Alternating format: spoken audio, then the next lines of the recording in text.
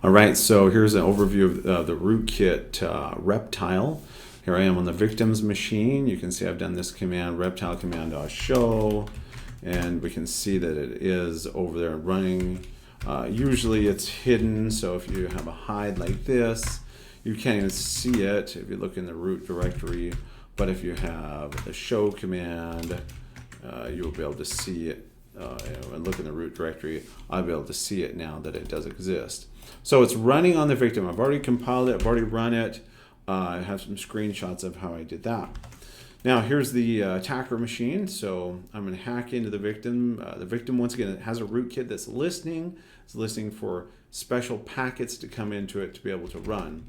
I've already, in my scripts directory, no, in my, oh, maybe I have to rerun it again. Let's take a look. So I had to run a make client command, and then inside of my output directory, I have this, in the output directory, I have a client that I'm going to use to connect to that. We'll run a sudo to connect to that backdoor. And we'll come in like this. And obviously we've hacked in, we've already got the password, and this will show us the settings we need to set. So you can see my values here that I have inserted using something like set, and then the value, and then the value that we want. The important ones are this one, the listing host that should receive the shell, which would be the IP address of this machine that I'm currently on in this case.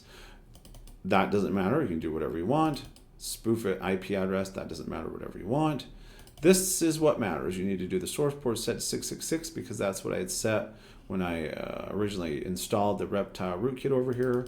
The remote host is the IP address of this victim machine over here, 251. That doesn't matter. I'm going to send it via UDP. The password and token that I had set for everything on that rootkit are secret and Haxor, and then you type run, and it should send that magic packet, and it creates a backdoor for us. And we can say help, and it tells us what we can do now with that backdoor. I could upload a file to the host, download a file from the host, or I'd just like to do a shell.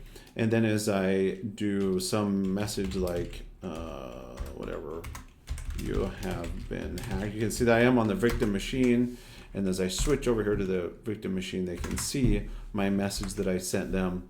But we could do a lot of other things there as well. So we can also do a download of Etsy passwords temp or something.